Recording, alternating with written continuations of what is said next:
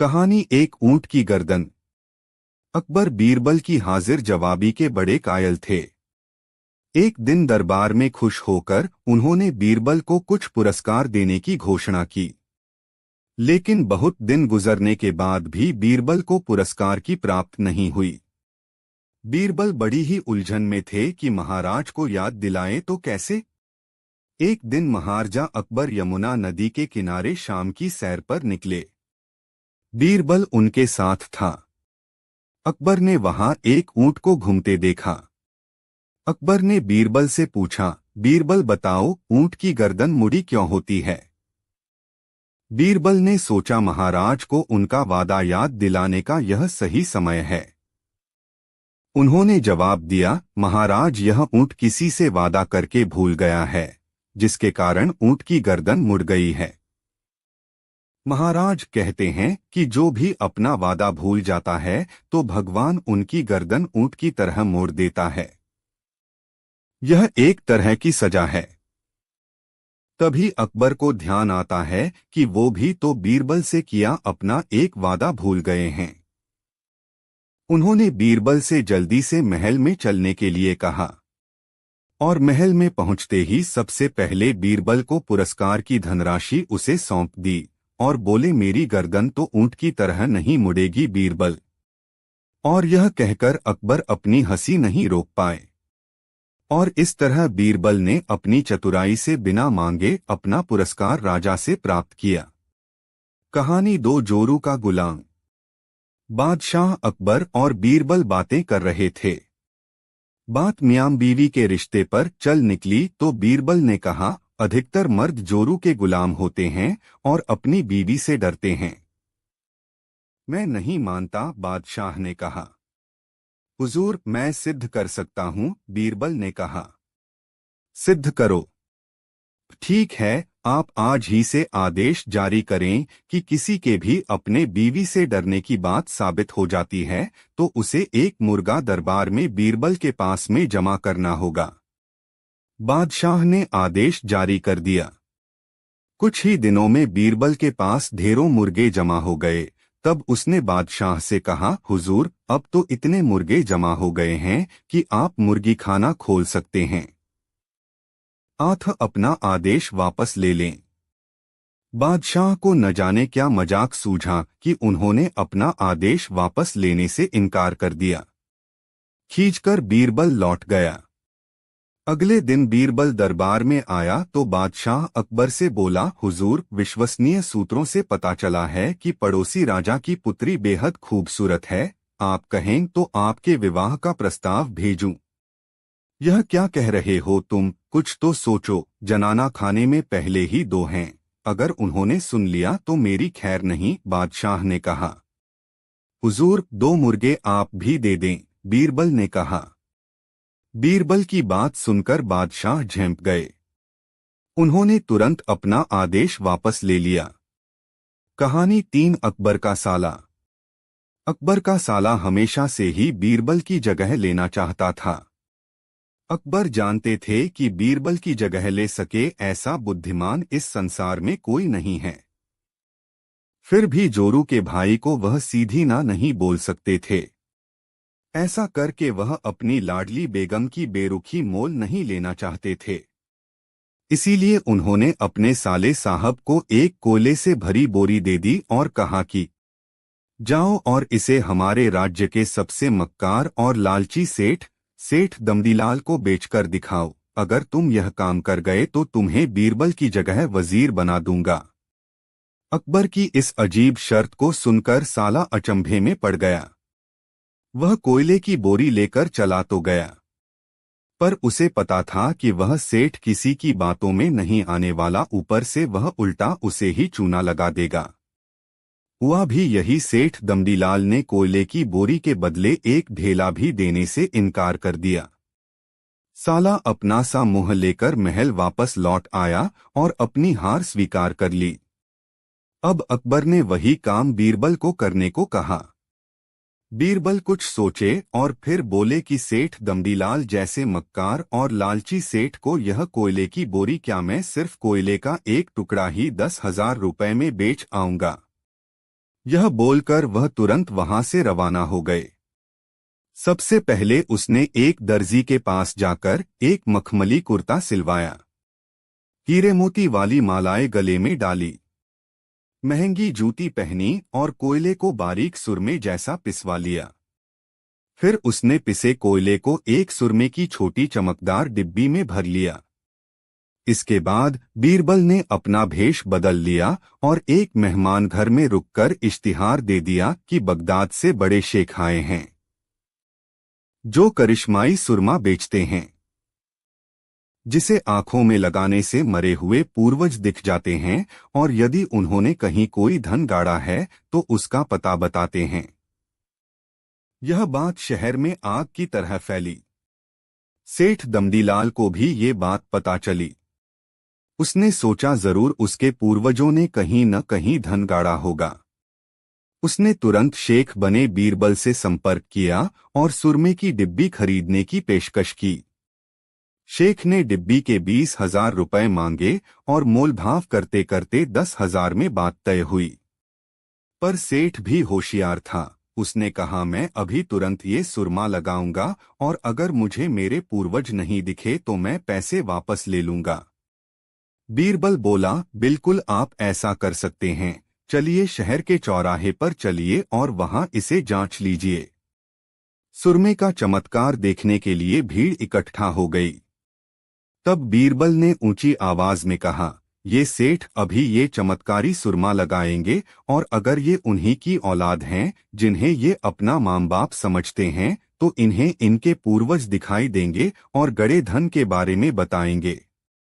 लेकिन अगर आपके माँ बाप में से किसी ने भी बेईमानी की होगी और आप उनकी असल औलाद नहीं होंगे तो आपको कुछ भी नहीं दिखेगा। और ऐसा कहते ही बीरबल ने सेठ की आंखों में सुरमा लगा दिया। फिर क्या था, सिर खुजाते हुए सेठ ने आंखें खोली। अब दिखना तो कुछ था नहीं, पर सेठ करे भी तो क्या करे। अपनी इज्जत बचाने के लिए सेठ ने 10,000 बीरबल के हाथ थमा दिए और मुंह फुलाते हुए आगे बढ़ गए। बीरबल फौरन अकबर के पास पहुंचे और रुपए थमाते हुए सारी कहानी सुना दी। अकबर का साला बिना कुछ कहे अपने घर लौट गया और अकबर बीरबल एक दूसरे को देखकर मंद मंद मुस्काने लगे। इस किस्से के बाद फिर कभी अकबर के साले ने बीरबल का स्थान नहीं मांगा। कहानी 4 भाई जैसा। बादशाह अकबर तब बहुत छोटे थे जब उनकी मां का देहांत हुआ था। चूंकि वह बहुत छोटे थे इसलिए उन्हें मां के दूध की दरकार थी। महल में तब एक दासी रहती थी जिसका शिशु भी दुधमुहा था। वह नन्हे अकबर को दूध पिलाने को राजी हो गई। दासी का वह पुत्र व अकबर दोनों साथ साथ दासी का दूध पीने लगे। दासी के पुत्र का नाम हुसिफ था। चूंकि हुसिफ व अकबर ने एक ही स्त्री का दुग्धपान किया था इसलिए वे दूध भाई हो गए थे। अकबर को भी लगाव था हुसिफ से। समय बीतता रहा। अकबर बादशाह बन गए और देश के सर्वाधिक शक्तिशाली सम्राट बने। लेकिन हुसिफ एक मामूली दरबारी तक न बन पाया। उसकी मित्रता जुआरियों के साथ थी और कुछ ऐसे लोग भी उसके साथी थे जो पैसा फिजूल बहाया करते थे। एक समय ऐसा आया जब हुसिफ के पास 2 समय के भोजन के लिए भी पैसा पास न था। लोगों ने तब उसे बादशाह के पास जाने को कहा। हुसिफ ने बादशाह अकबर के पास जाने की तैयारी शुरू कर दी। हुसिफ के दरबार में पहुंचते ही बादशाह ने उसे ऐसे गले लगाया जैसे उसका सगा भाई ही हो। लंबे अरसे के बाद हुसिफ को देख बादशाह बेहद खुश थे। उन्होंने उसकी हर संभव सहायता करनी चाहिए। हुसिफ को अकबर ने दरबार में नौकरी दे दी। रहने के लिए बड़ा मकान, नौकर चाकर, घोड़ा गाड़ी भी दी।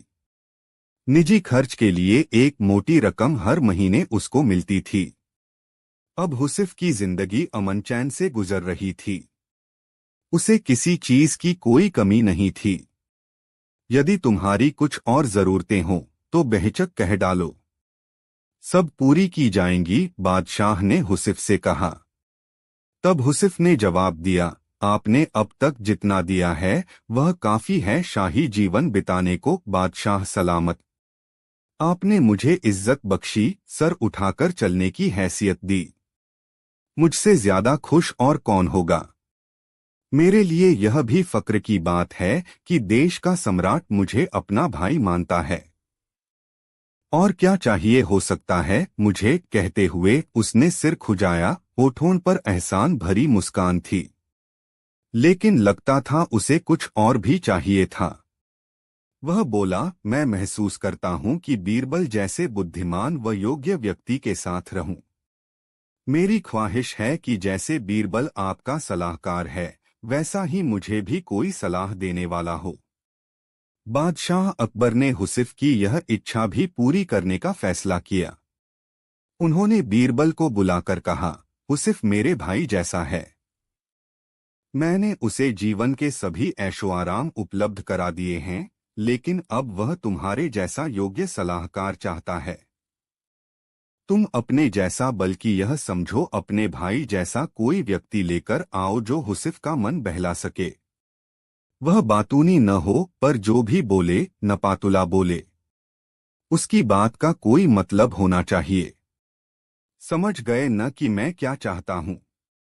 पहले तो बीरबल समझ ही न पाया कि बादशाह ऐसा क्यों चाहते हैं। उसे हुसिफ में ऐसी कोई खूबी दिखाई न देती थी। जी हुजूर, बीरबल बोला, आप चाहते हैं कि मैं ऐसा आदमी खोजकर लाऊं जो मेरे भाई जैसा हो। ठीक समझे हो, बादशाह ने कहा। अब बीरबल सोचने लगा कि ऐसा कौन हो सकता है जो उसके भाई जैसा हो। उसिफ भाग्यशाली है जो बादशाह उसे अपना भाई मानते हैं और उसे सारे ऐशो आराम उपलब्ध करा दिए हैं। लेकिन बीरबल को हुसिफ की यह मांग जची नहीं कि उसके पास भी बीरबल जैसा सलाहकार हो। बादशाह बेहद सम्मान करते थे बीरबल का, और बीरबल भी बादशाह पर जान छिड़कता था। लेकिन हुसिफ तो इस लायक कतई नहीं था। अब बीरबल सोच ही रहा था कि समस्या को हल कैसे किया जाए, तभी पास की पशुशाला से सांड के रंभाने की आवाज आई। बीरबल तुरंत खड़ा हो गया। आखिरकार उसे अपने भाई जैसा कोई मिल ही गया था। अगले दिन उस सांड के साथ बीरबल महल में जाकर अकबर के सामने खड़ा हो गया। तुम अपने साथ इस सांड को लेकर यहाँ क्यों आए हो? बीरबल अकबर ने पूछा। यह मेरा भाई है, बादशाह सलामत, बीरबल बोला। हम दोनों एक ही माँ का दूध पीकर बड़े हुए हैं, गौ माता का दूध पीकर। इसलिए यह सांड मेरे भाई जैसा है, दूध भाई। यह बोलता भी बहुत कम है। जो इसकी भाषा समझ लेता है, उसे यह कीमती सलाह भी देता है। इसे हुसिफ को दे दें, मेरे जैसा सलाहकार पाने की उसकी इच्छा पूरी हो जाएगी। बीरबल का यह उत्तर सुनकर अकबर को अपनी गलती का एहसास हुआ। तब उन्हें लगा कि जैसे उन जैसा कोई दूसरा नहीं, वैसे ही बीरबल भी एक ही है। कहानी 5, जीत किसकी। बादशाह अकबर जंग में जाने की तैयारी कर रहे थे। फौज पूरी तरह तैयार थी। बादशाह भी अपने घोड़े पर सवार होकर आ गए। साथ में बीरबल भी था। बादशाह ने फौज को जंग के मैदान में कूच करने का निर्देश दिया। बादशाह आगे आगे थे, पीछे पीछे उनकी विशाल फौज चली आ रही थी। रास्ते में बादशाह को जिज्ञासा हुई और उन्होंने बीरबल से पूछा, क्या तुम बता सकते हो कि जंग में जीत किसकी होगी? हुजूर, इस सवाल का जवाब तो मैं जंग के बाद ही दूंगा, बीरबल ने कहा। कुछ देर बाद फौज जंग के मैदान में पहुंच गई। वहां पहुंचकर बीरबल ने कहा, हुजूर, अब मैं आपके सवाल का जवाब देता हूं और जवाब यह है कि जीत आपकी ही होगी। यह तुम अभी कैसे कह सकते हो, जबकि दुश्मन की फौज भी बहुत विशाल है? बादशाह ने शंका जाहिर की। हुजूर, दुश्मन हाथी पर सवार हैं और हाथी तो सूंड से मिट्टी अपने ऊपर ही फेंकता है तथा अपनी ही मस्ती में रहता है, जबकि आप घोड़े पर सवार हैं और घोड़ों को तो गाजी मर्द कहा जाता है। घोड़ा आपको कभी धोखा नहीं देगा, बीरबल ने कहा। उस जंग में जीत बादशाह अकबर की ही हुई। कहानी 6 पहली मुलाकात। अकबर को शिकार का बहुत शौक था। वे किसी भी तरह शिकार के लिए समय निकल ही लेते थे। बाद में वे अपने समय के बहुत ही अच्छे घुड़सवार और शिकारी भी कहलाए। एक बार राजा अकबर शिकार के लिए निकले। घोड़े पर सरपट दौड़ते हुए उन्हें पता ही नहीं चला और केवल कुछ सिपाहियों को छोड़कर बाकी सेना पीछे रह गई। शाम घिर आई थी। सभी भूखे और प्यासे थे और समझ गए थे कि वो रास्ता भटक गए हैं। राजा को समझ नहीं आ रहा था कि वह किस तरफ जाएं।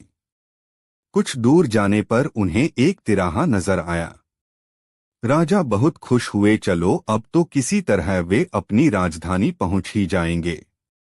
लेकिन जाएं तो जाएं किस तरफ? राजा उलझन में थे। वे सभी सोच में थे किंतु कोई युक्ति नहीं सूझ रही थी।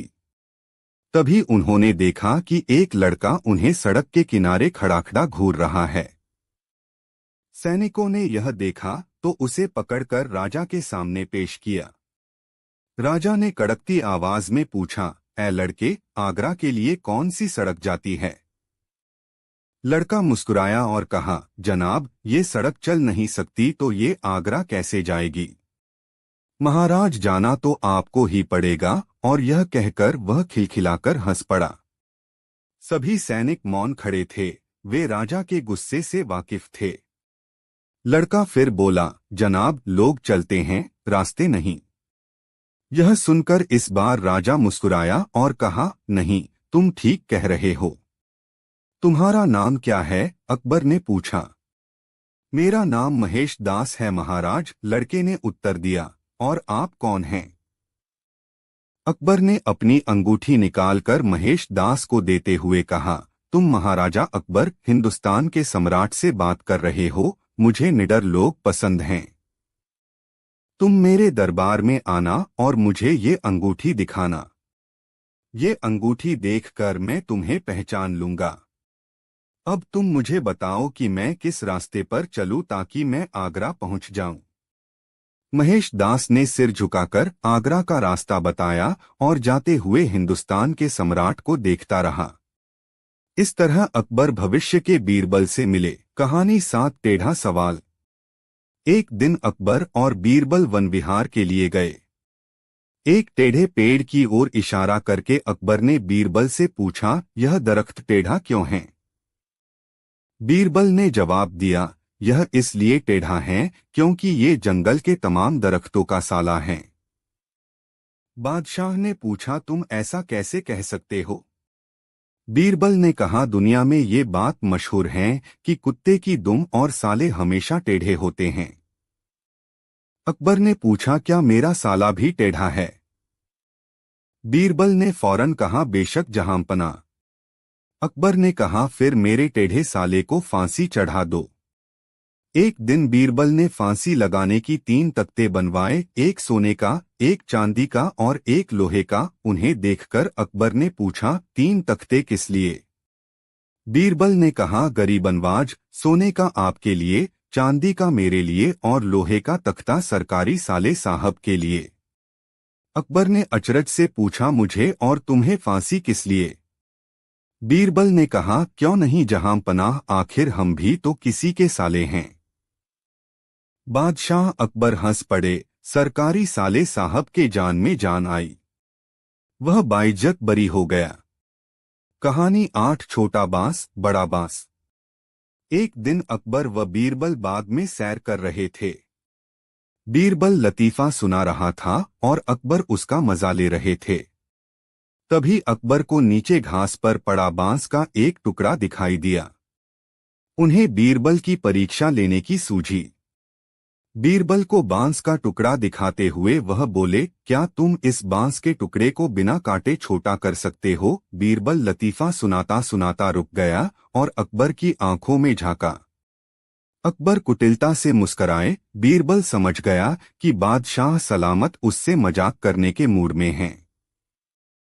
अब जैसा बेसिर पैर का सवाल था तो जवाब भी कुछ वैसा ही होना चाहिए था। बीरबल ने इधर उधर देखा। एक माली हाथ में लंबा बांस लेकर जा रहा था। उसके पास जाकर बीरबल ने वह बांस अपने दाएं हाथ में ले लिया और बादशाह का दिया छोटा बांस का टुकड़ा बाएं हाथ में। बीरबल बोला, हुजूर, अब देखें इस टुकड़े को, हो गया न बिना काटे ही छोटा। बड़े बांस के सामने वह टुकड़ा छोटा तो दिखना ही था। निरुत्तर बादशाह अकबर मुस्करा उठे बीरबल की चतुराई देखकर। कहानी 9 धोखेबाज काजी। एक बार की बात है, मुगल दरबार में बादशाह अकबर अपने दरबारियों के साथ किसी मुद्दे पर चर्चा कर रहे थे। उसी समय वहां एक किसान अपनी फरियाद लेकर आया और बोला, महाराज न्याय करो, मुझे इंसाफ चाहिए। यह सुनकर बादशाह अकबर बोले कि क्या हुआ? किसान बोला, महाराज मैं एक गरीब किसान हूँ। कुछ समय पहले मेरी पत्नी का निधन हो गया और अब मैं अकेला रहता हूँ। मेरा मन किसी भी काम में नहीं लगता है। इसलिए एक दिन मैं काजी साहब के पास गया। उन्होंने मन की शांति के लिए मुझे यहाँ से काफी दूर स्थित एक दरगाह में जाने के लिए कहा। उनकी बात से प्रभावित होकर मैं दरगाह जाने के लिए तैयार हो गया, लेकिन साथ ही मुझे इतने वर्षों तक मेहनत करके कमाए सोने के सिक्कों के चोरी होने की चिंता सताने लगी। जब मैंने यह बात काजी साहब को बताई तो उन्होंने कहा कि वह सोने के सिक्कों की सुरक्षा करेंगे और उसके वापस आने पर लौटा देंगे। इस पर मैंने सभी सिक्के एक थैली में डालकर उन्हें दे दिए। एहतियात के तौर पर काजी साहब ने मुझे थैली पर मुहर लगाने को कहा। बादशाह अकबर बोले, अच्छा तो फिर क्या हुआ? किसान ने कहा, महाराज मैंने मुहर लगाकर थैली उन्हें दे दी और दरगाह के दर्शन करने यात्रा पर चला गया। फिर जब कुछ दिनों बाद वापस आया तो काजी साहब ने थैली वापस दे दी। मैं थैली लेकर घर लौटा और उसे खोला तो उसमें सोने के सिक्कों की जगह पत्थर थे। मैंने इस बारे में काजी साहब से पूछा तो उन्होंने गुस्से में कहा कि तुम मुझ पर चोरी का इल्जाम लगाते हो। इतना कहकर उन्होंने अपने नौकरों को बुलाया और मुझे मार मार कर वहां से भगा दिया। किसान ने रोते हुए कहा, महाराज मेरे पास जमा पूंजी के नाम पर बस वही सोने के सिक्के थे। मेरे साथ न्याय करें महाराज। किसान की बात सुनकर बादशाह अकबर ने बीरबल को मामला सुलझाने के लिए कहा। बीरबल ने किसान के हाथों से थैली लेकर उसे अंदर से देखा और महाराज से थोड़ा सा समय मांगा। शहंशाह अकबर ने बीरबल को 2 दिन का समय दिया। घर जाकर बीरबल ने एक फटा हुआ कुर्ता अपने नौकर को दिया और कहा, इसे अच्छे से रफू करवा कर लाओ। नौकर कुर्ता लेकर चला गया और कुछ देर बाद उसे रफू करवाकर वापस आ गया। बीरबल कुर्ते देखकर खुश हो गए। कुर्ता इस प्रकार से रफू किया गया था कि मानो फटा ही न हो। यह देखकर बीरबल ने नौकर से उस दर्जी को बुलाकर लाने को कहा। नौकर कुछ ही देर में दर्जी को लेकर आ गया। बीरबल ने उससे कुछ पूछा और वापस भेज दिया। अगले दिन बीरबल दरबार पहुंचे और सैनिक से काजी व किसान दोनों को दरबार में लेकर आने का आदेश दिया। कुछ ही देर में सैनिक काजी व किसान को साथ ले आया। इसके बाद बीरबल ने सैनिक से दर्जी को भी बुलाने के लिए कहा। यह सुनते ही काजी के होश उड़ गए।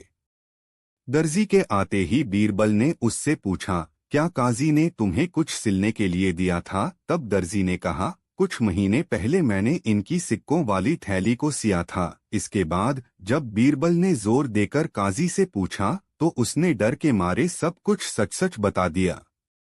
काजी ने कहा, महाराज मैं एक साथ इतने सारे सोने के सिक्के देखकर लालची हो गया था, मुझे माफ कर दो। बादशाह अकबर ने काजी को आदेश दिया कि वह किसान को उसके सोने के सिक्के लौटाए और साथ ही काजी को 1 वर्ष कारावास की सजा सुनाई। इसके बाद एक बार फिर सभी ने बीरबल की बुद्धि की भूरी भूरी प्रशंसा की। सीख, कभी लालच नहीं करना चाहिए और न ही किसी के साथ धोखा करना चाहिए। गलत काम के बदले एक न एक दिन सजा जरूर भुगतनी पड़ती है। कहानी 10 बीरबल की खिचड़ी। सर्दियों का मौसम था। बादशाह अकबर अपने बागीचे में बीरबल व एक अन्य मंत्री के साथ टहल रहे थे। टहलते हुए बादशाह अकबर ने अपने मंत्री से कहा, इस साल कुछ ज्यादा ही ठंड पड़ रही है। महल से बाहर निकलने में भी ठंड से हालत खराब हो रही है। मंत्री ने बादशाह की बात का जवाब देते हुए कहा, जी हुजूर, बिल्कुल सही फरमाया आपने। इस साल तो इतनी ठंड पड़ रही है कि जनता ने घर से बाहर निकलना बहुत कम कर दिया है। टहलते टहलते बादशाह अकबर बगीचे में बने तालाब के किनारे जा पहुंचे। जैसे ही उन्होंने अपना हाथ पानी में डाला, उन्हें एहसास हुआ कि पानी बर्फ जैसा ठंडा है। पानी से हाथ बाहर निकालते हुए अकबर ने कहा, सही कह रहे हैं इतनी ठंड में कौन घर से बाहर निकलेगा। बीरबल को चुपचाप देखकर बादशाह ने बीरबल से पूछा, इस बारे में आपका क्या ख्याल है। बीरबल ने सिर झुकाते हुए कहा, माफी चाहता हूँ हुजूर, इस बारे में मेरा ख्याल थोड़ा अगल है। मैं आप दोनों की बात से सहमत नहीं हूँ। अकबर ने आश्चर्यचकित होकर बीरबल से पूछा, अच्छा तो हमें भी बताइए क्या ख्याल है आपका। बीरबल ने कहा, हुजूर, मेरा मानना है कि एक गरीब व्यक्ति के लिए पैसा सबसे ज्यादा जरूरी है। उसे इस बात से कोई फर्क नहीं पड़ता कि मौसम कितना ठंडा है या गर्म। अकबर ने हैरान होकर बीरबल से कहा, तो आप यह कह रहे हैं कि इस कड़ाके की सर्दी में भी एक गरीब आदमी कोई भी ऐसा काम करने को तैयार हो जाएगा जिससे उसे पैसा मिल सके। बीरबल ने कहा, जी हुजूर, मैं यही कह रहा हूँ। बादशाह अकबर ने बीरबल को चुनौती देते हुए कहा, तो ठीक है, अगर आपने बर्फ जैसे पानी से भरे इस तालाब में किसी को रात भर खड़ा रखकर इस बात को प्रमाणित कर दिया, तो हम आपके लाए हुए गरीब व्यक्ति को 20 सोने के सिक्के इनाम में देंगे। बादशाह की बात से सहमति जताते हुए बीरबल ने अगले दिन एक गरीब व्यक्ति को पेश करने का वादा किया। अगले दिन सभा में बादशाह अकबर ने बीरबल ने पूछा कि क्या वो किसी को लाए हैं जो तालाब में खड़ा रहकर पूरी रात बिता सके। इस पर बीरबल ने गंगाधर नामक एक गरीब व्यक्ति को दरबार में मौजूद किया और कहा कि यह 20 सोने के सिक्कों के लिए तालाब में पूरी रात बिताने को तैयार है। बादशाह अकबर ने सभा समाप्त करते हुए कहा कि ठीक है, 2 सिपाही इस व्यक्ति की रात भर निगरानी करेंगे।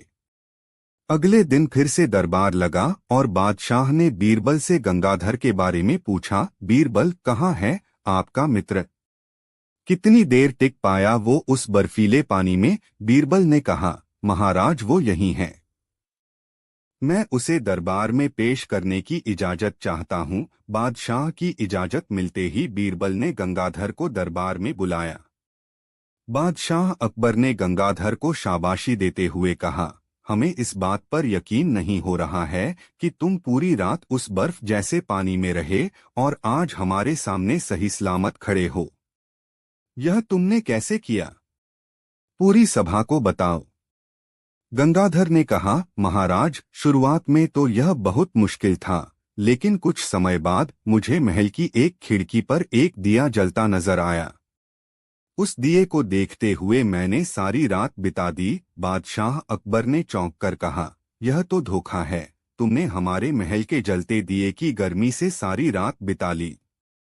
फरेबी, तुम्हारे इस धोखे के लिए हम तुम्हें सजा नहीं दे रहे हैं, लेकिन तुम अब इस इनाम के हकदार भी नहीं हो। यह कहते हुए अकबर ने अपने सिपाहियों से गंगाधर को महल से बाहर ले जाने को कह दिया और सभा समाप्त करके अपने कमरे में चले गए। अगले दिन रोज की तरह सभा लगी। जब बादशाह अकबर सभा में आए तो उन्होंने देखा कि सभी दरबारी अपनी अपनी जगह पर मौजूद थे, सिवाय बीरबल के। बादशाह ने एक सिपाही से पूछा कि बीरबल कहाँ है, तो उसने बताया कि वो आज महल नहीं आए हैं। बादशाह ने सिपाही से कहा कि वो तुरंत बीरबल के घर जाएं और उन्हें लेकर आएं। कुछ समय बाद सिपाही अकेले ही दरबार में लौट आया। बादशाह के पूछने पर सिपाही ने बताया, बीरबल अपने घर में खाना पका रहे हैं और उन्होंने कहा है कि खाना पूरी तरह पक जाने के बाद ही वो दरबार आएंगे। सिपाही की यह बात सुनकर बादशाह सोच में पड़ गए, क्योंकि आज से पहले कभी भी बीरबल ने महल आने में देर नहीं की थी। अकबर को कुछ संदेह हुआ और उन्होंने बीरबल के घर जाने का निर्णय लिया।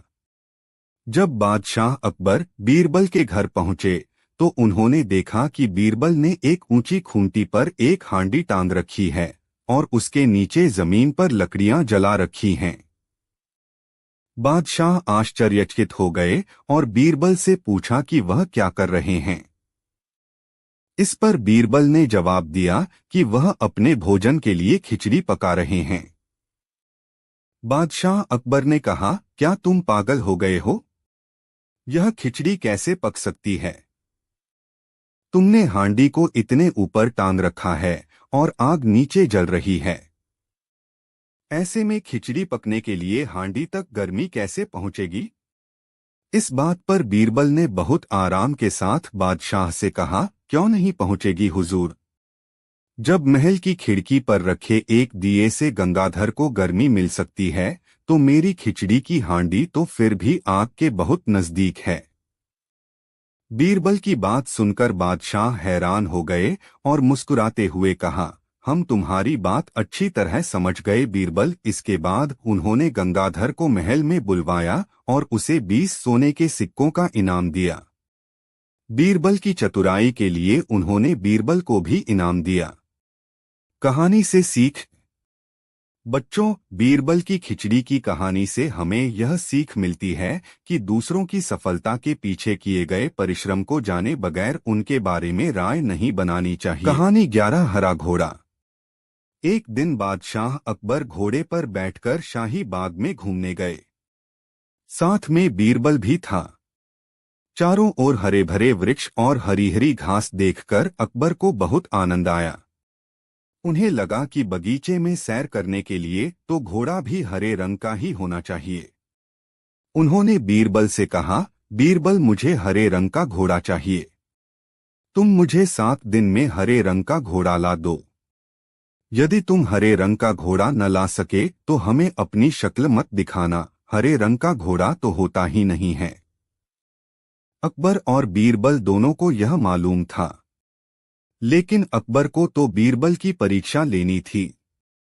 दरअसल इस प्रकार के अटपटे सवाल करके वे चाहते थे कि बीरबल अपनी हार स्वीकार कर लें और कहें कि जहां पनाह मैं हार गया। मगर बीरबल भी अपने जैसे एक ही थे। बीरबल के हर सवाल का सटीक उत्तर देते थे कि बादशाह अकबर को मुंह की खानी पड़ती थी। बीरबल हरे रंग के छोड़ की खोज के बहाने 7 दिन तक इधर उधर घूमते रहे। 8वें दिन वे दरबार में हाजिर हुए और बादशाह से बोले, जहांपना, मुझे हरे रंग का घोड़ा मिल गया है। बादशाह को आश्चर्य हुआ। उन्होंने कहा, जल्दी बताओ, कहाँ है हरा घोड़ा? बीरबल ने कहा, जहांपना, घोड़ा तो आपको मिल जाएगा। मैंने बड़ी मुश्किल से उसे खोजा है, मगर उसके मालिक ने 2 शर्त रखी हैं। बादशाह ने कहा, क्या शर्तें हैं? पहली शर्त तो यह है कि घोड़ा लेने के लिए आपको स्वयं जाना होगा। यह तो बड़ी आसान शर्त है। दूसरी शर्त क्या है? घोड़ा खास रंग का है, इसलिए उसे लाने का दिन भी खास ही होगा। उसका मालिक कहता है कि सप्ताह के 7 दिनों के अलावा किसी भी दिन आकर उसे ले जाओ। अकबर बीरबल का मुंह देखते रह गए। बीरबल ने हंसते हुए कहा, जहांपना, हरे रंग का घोड़ा लाना हो तो उसकी शर्तें भी माननी ही पड़ेगी। अकबर खिलखिलाकर हंस पड़े। बीरबल की चतुराई से वह खुश हुए। समझ गए कि बीरबल को मूर्ख बनाना सरल नहीं है। कहानी 12 किस नदी का पानी सबसे अच्छा? एक बार अकबर ने भरे दरबार में अपने दरबारियों से पूछा, बताओ किस नदी का पानी सबसे अच्छा है? सभी दरबारियों ने एकमत से उत्तर दिया, गंगा का पानी सबसे अच्छा होता है। लेकिन बादशाह के प्रश्न का उत्तर बीरबल ने नहीं दिया। उसे मौन देखकर बादशाह बोले, बीरबल तुम चुप क्यों हो? बीरबल बोले, बादशाह हुजूर, पानी सबसे अच्छा यमुना नदी का होता है। बीरबल का यह उत्तर सुनकर बादशाह को बड़ी हैरानी हुई और बोले, तुमने ऐसा किस आधार पर कहा है, जबकि तुम्हारे धर्म ग्रंथों में गंगा नदी के पानी को सबसे शुद्ध व पवित्र बताया गया है, और तुम कह रहे हो कि यमुना नदी का पानी सबसे अच्छा होता है। बीरबल ने कहा, हुजूर, मैं भला पानी की तुलना अमृत के साथ कैसे कर सकता हूँ। गंगा में बहने वाला पानी केवल पानी नहीं बल्कि अमृत है, इसीलिए मैंने कहा था कि पानी यमुना का सबसे अच्छा है। बादशाह और सभी दरबारी निरुत्तर हो गए और उन्हें मानना पड़ा कि बीरबल सही कह रहे हैं। कहानी 13 बादशाह का गुस्सा। बादशाह अकबर अपनी बेगम से किसी बात पर नाराज हो गए। नाराजगी इतनी बढ़ गई कि उन्हें बेगम को मायके जाने को कह दिया। बेगम ने सोचा कि शायद बादशाह ने गुस्से में ऐसा कहा है, इसलिए वह मायके नहीं गईं। जब बादशाह ने देखा कि बेगम अभी तक मायके नहीं गई हैं, तो उन्होंने गुस्से में कहा, तुम अभी तक यहीं हो गई नहीं, सुबह होते ही अपने मायके चली जाना, वरना अच्छा न होगा। तुम चाहो तो अपनी मनपसंद चीज साथ ले जा सकती हो। बेगम सिसक कर जनान खाने में चली गईं। वहां जाकर उसने बीरबल को बुलाया। बीरबल बेगम के सामने पेश हो गया। बेगम ने बादशाह की नाराजगी के बारे में बताया और उनके हुक्म को भी बता दिया। बेगम साहिबा, अगर बादशाह ने हुक्म दिया है तो जाना ही पड़ेगा, और अपनी मनपसंद चीज ले जाने की बाबत जैसा मैं कहता हूँ वैसा ही करें, बादशाह की नाराजगी भी दूर हो जाएगी। अकबर के दरबार में बेगम एक ने समस्या बीरबल आई, से कहे अनुसार जिसे केवल बादशाह बीरबल को की रात में चतुराई ही नींद की हल कर दवा दे सकती दी थी। और उन्हें ये नींद में घटना ही एक पालकी सर्दी में के दिन की डालकर है, अपने साथ जब मायके अकबर के ले महल आई में एक और एक अजीब सी सुसज्जित चर्चा हुई। शयन कक्ष में सुला दरबार दिया। में सभी मंत्री और जब सामंत बादशाह जमा की थे नींद खुली तो और स्वयं को अकबर अपने अनजाने स्थान सर्वोत्तम पर दरबारी पाकर के साथ हैरान हो बैठकर गए। पुकारा, राज्य के कोई है? विभिन्न मामलों पर चर्चा कर रहे थे। उनकी बेगम साहिबा अचानक उपस्थित हुई। एक मंत्री ने कहा, बेगम को जहांपनाह, वहां देखकर वे हमारे समझ राज्य के गए कि दूर वे दराज के अपनी गांवों ससुराल में में हैं। गरीबों की हालत बहुत खराब हो गई है। उन्होंने गुस्से हमें से ये पूछा, देखने की तुम आवश्यकता हमें है भी यहाँ कि ले उनके आई, जीवन में इतनी क्या बड़ी सुधार हो गुस्ताखी सकता है। कर डाली। अकबर ने मेरे इसे सरताज, गंभीरता से लिया आपने ही तो और कहा था तत्काल कि आदेश अपनी दिया मनपसंद कि चीज ले राज्य के जाना, सभी इसलिए गांवों की आपको स्थिति ले का आई। निरीक्षण किया जाए। यह इसके सुनकर साथ ही बादशाह का उन्होंने गुस्सा जाता बीरबल से रहा। कहा, मुस्कुराकर बीरबल, बोले, तुम जरूर एक तुम्हें यात्रा पर यह जाओ तरकीब और बीरबल ने देखो ही बताई कि होगी। हमारे राज्य के गांवों में क्या बेगम ने समस्या है। हामी भरते हुए जो भी सिर तुम हिला देखोगे दिया। उसका समाधान हमें बादशाह अवश्य अकबर खोजना और चाहिए। बीरबल बातें कर रहे थे। बीरबल ने तुरंत तैयार होकर बात मियां अपना बैग बीवी लिया के रिश्ते पर और चल गांवों निकली की तो ओर निकल बीरबल पड़े। ने कहा, उन्होंने अधिकतर कई मर्द गांवों का जोरों के दौरा गुलाम किया, होते हैं लेकिन और एक छोटे अपनी से बीवी गांव से में डरते पहुंचने हैं। पर बीरबल को कुछ ऐसा मैं नहीं देखने को मिला मानता, बादशाह जो वो ने कहा। कभी नहीं भूले।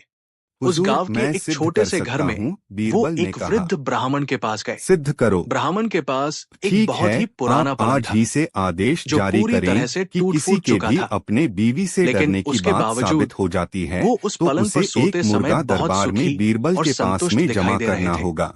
बीरबल ने ब्राह्मण से बादशाह ने पूछा, आदेश ये जारी कर पलंग दिया। बहुत पुराना और टूट कुछ चुका ही है, दिनों में बीरबल तुम्हें के इसे पास बदलने की ढेरों मुर्गे आवश्यकता जमा नहीं हो महसूस गए। होती। तब उसने बादशाह ब्राह्मण से ने कहा, धीरे से जवाब हुजूर, दिया, अब तो इतने बीरबल मुर्गे जी, जमा हो गए ये हैं पलंग कि मेरे लिए आप मुर्गी बहुत खाना खास है। खोल सकते ये हैं। सिर्फ एक पलंग नहीं है, आठ अपना बल्कि ये मेरे आदेश जीवन वापस की ले ले। सारी कठिनाइयों और बादशाह को संघर्षों न जाने क्या मजाक सूझा कि उन्होंने अपना आदेश वापस लेने से इनकार कर दिया। खींचकर बीरबल लौट गया। अगले दिन बीरबल दरबार में आया तो बादशाह अकबर से बोला, हुजूर, विश्वसनीय सूत्रों से पता चला है कि पड़ोसी राजा की पुत्री बेहद खूबसूरत है। बहुत समय पहले की बात विवाह का प्रस्ताव भेजूं। विजयनगर नाम का राज्य हो तुम, कुछ तो सोचो। वहाँ के राजा थे कृष्णदेव राय हैं। अगर उन्होंने हमेशा तो अपनी प्रजा नहीं और राज्य के सुख व शांति के लिए काम करते रहते। 2 मुर्गे आप भी दे दें। उनके राज्य में तेनालीराम नाम का बीरबल की बात सुनकर बादशाह जो बेहद ही चतुर और बुद्धिमान था, उन्होंने तुरंत अपना आदेश वापस ले लिया। राजा बिना उसकी सलाह के 14 तोते की नहीं करते थे। एक बार बादशाह राज्य के सभी दरबारियों को बहुत खरीद कर लाए और वो मौका ढूंढते रहते देखने में अत्यंत सुंदर तेनालीराम को नीचा दिखाने का मौका मिले। अकबर ने उस तोते की रखवाली के लिए और दरबारियों को राज्यसभा में हाजिर होने को हिदायत दे दी की उन्होंने सभी को संदेश भिजवाया कि उन्हें किसी दूंगा। सवाल का जवाब चाहिए और इसके अलावा जिसने जानने के लिए वह बहुत कि तोता मर चुका है उसे भी मौत की सजा मिलेगी। पर अगले दिन सभी दरबारी की रखवाली अच्छे से करना में तोते को लेकर चला गया। सभी जानने के लिए बेताब उसकी देखभाल करने राजा किस सवाल का उसे कहीं ना कहीं यह डर सता रहा था कि अगर राजा बादशाह का तोता मरा तो उसकी जान पर बन आएगी। कहा बचपन में मैंने एक दिन ऐसा नाम सुना था जिसे तोता अचानक मर गया माना जाता है। अब सेवक के हाथ पांव फूलने लगे। उसे बादशाह अकबर की कही बात याद थी। क्या आप में तुरंत दौड़कर बीरबल के पास गया है? राजा की पूरी बात बताकर सभी हैरान थे। बीरबल ने उस सेवक को पानी पिलाया और कहा कैसे चिंता मत करो, स्वर्ग नाम की कोई जगह ही नहीं है। बात करूंगा। ऐसे में तुम बस इस समय उस तोते से दूर हो जाने के लिए आगे किया और कहा महाराज। थोड़ी देर बाद बीरबल अकेले बादशाह के पास गए और बोले कि मालिक उसी से का जो तोता था। सभी के मुंह से एक ही जवाब सुनते ही राजा ने तेनाली से पूछा। अकबर बादशाह तुरंत सिंहासन से खड़े हुए और बोले क्या हुआ? तेनालीराम बोला जी महाराज मुझे मालूम है सिर्फ इतना ही कहना चाहूंगा, लेकिन आपको वहां ले जाने के लिए मुझे 2 महीने का समय और करीब 10,000 सोने के सिक्के चाहिए होंगे। तेनालीराम की बात चलता है राजा तैयार हो जाते हैं। उसकी आंखें बंद हैं। तेनाली मैं तुम्हें समय और वह अपने पिंजरे में लेटा पड़ा है देता हूँ, लेकिन 2 महीने आइए और जरा उसे देखिए। मुझे स्वर्ग ले चलना होगा। और बीरबल फौरन तोते के पास गए। नहीं हुआ तो अरे बीरबल तोता मर चुका है। राजा के यह बात तुम मुझे वहीं पर नहीं बता सकते थे। अकबर क्रोधित होते हुए बोले उस तोते का रखवाला कहाँ है? ऐसे में तेनालीराम को दंड से भुगतना ही तलवार से, लेकिन तेनालीराम के चेहरे पर तनिक भी शिकन नहीं। बीरबल बोले जी मैं उसने राजा से 10,000 सोने के सिक्के लिए और वहां से बाहर की ओर चल दिया। मैं किसे बुलाऊं? धीरे धीरे समय बीतने लगा और 2 महीने भी निकल गए, लेकिन तेनालीराम ही ने तो कहा था नहीं जो कोई भी बोलेगा राज दरबार में बातें होने लगी, मौत की सजा दी जाएगी। 10,000 सोने के अभी कुछ देर पहले आप ही के मुख से ये बात निकली। जब राजा के कान तक पहुंची अकबर को तो अपनी गलती का एहसास हो गया। गुस्सा हुए। बीरबल की इस चतुराई से सिपाहियों को आदेश दिया वे दोनों हंसते किसी भी हाल में तेनाली को ढूंढ कर लाएं। अकबर ने तुरंत घोषणा कर दी तेनालीराम की कोई कार्यवाही नहीं की जाएगी कि तेनाली राज दरबार में अपनी मौत मरा है, उसमें किसी का कोई दोष नहीं है। कहानी 15 किसका नौकर कितने दिनों से तेनालीराम जब कभी दरबार में अकबर और बीरबल अकेले होते थे तो किसी न किसी बात पर बहस छिड़ जाती। तेनाली बोला जी महाराज मुझे मिल गया बैंगन की सब्जी की खूब तारीफ कर रहे थे, ले चलूंगा। बीरबल भी बादशाह की हाँ में हाँ मिला रहे थे। शांत हुआ। इतना ही अगले दिन राजा सभी दरबारियों के साथ तेनाली को लेकर स्वर्ग देखने के लिए निकल पड़े। अचानक बादशाह अकबर के दिल में आया दूर जंगलों के बीच ले गया अपनी बात और वहां कुछ समय आराम के बाद आगे की यात्रा करने की बात बादशाह बीरबल के सामने चलते चलते सभी पूरी तरह थक चुके थे। बीरबल इसलिए राजा के साथ साथ सभी ने तेनाली की यह सलाह मान ली। बीमारियां हो जाती हैं। वह जंगल बहुत ही सुंदर और मनमोहक सुनकर बादशाह अकबर ठंडी हवा चल रही थी। बीरबल चारों तुम्हारी इस बात का यकीन नहीं किया जा सकता। रंग बिरंगे फूल और फल लदे हुए थे की तारीफ करते हो। राजा ने कुछ देर वहां विश्राम किया और जब हमने इसकी तारीफ जिस तरह के वातावरण की कामना वह और जब हमने इसकी बुराई की तो वही माहौल इस जंगल में उन्हें महसूस हो रहा था। ऐसा लेकिन एक मंत्री ने राजा को नरम जाने में कहा याद दिलाए सलामत। स्वर्ग जाने की बात याद आते ही राजा ने तेनालीराम से चलने को कहा। 16-3 सवाल। तेनाली ने कहा महाराजा अकबर बीरबल की हाजिर जवाबी के बड़े कायल थे। चाहता हूँ राजा उनकी इस बात से दरबार के अन्य मंत्री मन ही मन बहुत जलते थे। महाराज यह जगह उनमें से एक मंत्री जो महामंत्री का पद पाने का लोभी था ने मन ही मन एक योजना बनाई रहे थे। उसे मालूम था कि जब तक बीरबल दरबार में मुख्य सलाहकार के रूप में है उसकी यह इच्छा कभी पूरी नहीं हो सकती। जैसा मैंने एक दिन दरबार में अकबर ने बीरबल की हाजिर जवाबी की बहुत प्रशंसा सुनते ही तेनाली बोला, यह सब सुनकर उस मंत्री को बहुत गुस्सा आया। स्वर्ग जैसा अनुभव उसने महाराज से जगह बनाई, यदि बीरबल मेरे 3 सवालों का न कर सही सी जिसका वाकई में तो मैं उसकी बुद्धिमत्ता को स्वीकार कर लूंगा। और राजा को तेनाली की बात समझ में आ जाती है कि वह महाराज का चापलूस है। राजा कहते हैं, अकबर को मालूम था कि बीरबल उसके सवालों का जवाब जरूर दे देगा, इसलिए उन्होंने उस मंत्री की बात स्वीकार कर ली। महाराज, उस मंत्री के 3 सवाल थे। मौजूद सभी पेड़ पौधों आकाश में कितने तारे हैं, धरती का केंद्र कहाँ है, स्वर्ग को सारे संसार में कितने स्त्री और कितने पुरुष हैं, इतनी दूर आए हैं। अकबर ने फौरन बीरबल से इन सवालों के जवाब देने के लिए कहा। तेनाली की यह बात सुनकर राजा की यदि वह इनका उत्तर नहीं जानता है, तेनालीराम सलाहकार को बुद्धिमानी के लिए तैयार रहे हैं। बीरबल ने कहानी से सुनिए महाराज। तेनालीराम और बीरबल ने एक कहानी से सीख मिलती है कि और कहा जितने बाल लिया जाए के शरीर पर है, आकाश में नहीं ही तारे हैं, बस जरूरत होती मेरे है दोस्त सही गिनकर तसल्ली कर लो। बीरबल ने मंत्री की तरफ मुस्कुराते बड़े हुए कहा, तो उनकी बुद्धिमानी के चर्चे पूरे गांव में होने लगे। गांव में जब भी कोई किसी समस्या में पड़ता तो तेनालीराम के लोहे की छड़ मंगवाई गई तो चला और उसे एक जगह गाड़ दिया। तेनालीराम बीरबल ने बुद्धिमत्ता के बल पर महाराज की बजाते ही समस्या का समाधान कर देते। तेनालीराम बुद्धिमान तो थे ही, साथ ही एक श्रेष्ठ कवि भी थे। अब तीसरे सवाल के बारे में कहा तो कोई सानी ही नहीं। महाराज, तीसरे सवाल का जवाब बड़ा मुश्किल है। उन्हें महाराज कृष्णदेव राय के दरबार की शोभा बढ़ानी चाहिए। तब तक तेनालीराम का विवाह शारदा ही पुरुष नामक कन्या से हो चुका। अपने परिवार के उज्ज्वल भविष्य की कामना में तेनालीराम के मन में भी महाराज कृष्णदेव राय के दरबार में जाने की आकांक्षा बलवती होने लगी। तो मैं स्त्री पुरुष किंतु उन्हें ज्ञात नहीं बता सकता कि किस तरह वे महाराज के दरबार सवालों का जवाब छोड़कर हर दिन महाराज लगे। कृष्णदेव और महाराज के दरबार के महाराज तेनालीराम के मेरे सवालों का जवाब मिल गया। तेनालीराम को जब ये ज्ञात हुआ तो वह भागे भागे राजगुरु के पास महाराज हमेशा की तरह बीरबल की तरफ पीठ करके हंसने लगे। राजगुरु जब तेनालीराम दरबार आए तो तेनालीराम और कहानी पत्नी ने आगरा कौन सा रास्ता जाकर किया। उनकी बहुत सेवा को शिकार की तेनालीराम ने उन्हें अपनी कविताएं सुनाई तरह शिकार के लिए समय निकल ही उनका मनोरंजन भी किया। बाद में वे अपने समय के बहुत ही अच्छे घुड़सवार और शिकारी कला से प्रसन्न होकर राजगुरु और राजा महाराज कृष्णदेव राय के दरबार घोड़े पर सरपट दौड़ते सहायता करेंगे। राजगुरु ने गांव से प्रस्थान करने को छोड़कर तेनालीराम को आश्वासन दिया कि वह नगर घिर आए ही महाराज सभी भूखे और प्यासे करेंगे और समझ गए संबंध में कि वो रास्ता भटक गए संदेश भेजेंगे।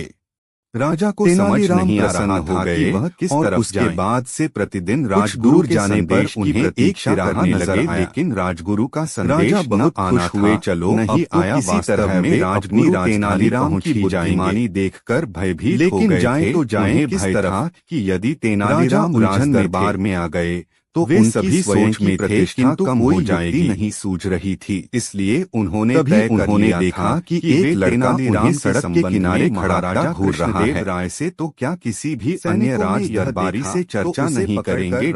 इधर दिन गुजरते जा रहे थे और तेनालीराम का आवाज में टूटा जा रहा था। गाँव के लोग भी उन्हें चिढ़ाने लगे थे।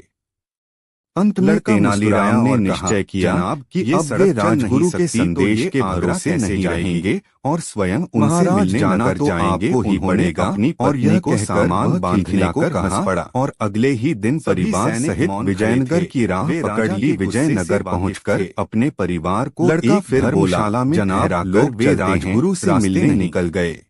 यह सुनकर इस बार राजा मुस्कुराया और उनके निवास पर पहुंचे। तुम ठीक तो देखा कि वहाँ लोगों की लंबी कतार लगी हुई है। अकबर ने तेनालीराम भी कतार में लग गए। नाम महेश दास है महाराज। पूर्ण विश्वास था कि राजगुरु उन्हें देखते साथ पहचान लेंगे। अकबर ने अपनी अंगूठी निकालकर महेश दास को देते हुए समक्ष पहुंचे। महाराजा राजगुरु ने हिंदुस्तान के सम्राट से बात कर रहे हो, मुझे निडर लोग तेनालीराम ने उन्हें अपना परिचय देते हुए दरबार में आना और मुझे ये स्मरण करवाने का प्रयास किया। किंतु राजगुरु ने सेवकों से कहकर उन्हें अपने घर से बाहर निकलवा दिया। तेनालीराम अपने इस अपमान से बहुत दुखी हुए। उन्होंने तय कर लिया महेश दास ने सिर झुकाकर आगरा का रास्ता से मिलकर ही जाते हुए और राजगुरु सम्राट को देखता अपमान का बदला लेंगे। इस तरह अगले दिन भविष्य के बीरबल से पहरेदारों को बहला फुसलाकर राज दरबार में पहुंच गए। बीरबल बहुत चतुर, बुद्धिमान और हाजिर जवाब था। सत्य पर ज्ञानियों और पंडितों की देशों तक चर्चा चल रही थी। ईरान के बादशाह उस चर्चा में सम्मिलित थे, राजगुरु कर रहे थे। उसने राजा के पास संदेश भिजवाया कि आपके वजीर जो भी यहाँ घटित हो रहा है दरबार में भेजने की कृपा करें है। राजा ने बहुत कीमती वस्त्र आभूषणों हो रहा है के साथ बीरबल को ईरान के लिए जो घटित हो रहा है हम ईरान की सीमा पर बीरबल का भव्य स्वागत भी करें तो कोई अंतर नहीं पड़ेगा। जब बीरबल बादशाह तेनालीराम बोल पड़े, तो बादशाह ने भी उसकी सब कार्य और राजा के द्वारा भेजे गए उपहार के लिए धन्यवाद और कृतज्ञता राजगुरु चकित हो गए। बीरबल ने ईरान के बादशाह आवेश का ज्वार कई रहस्य समझाए।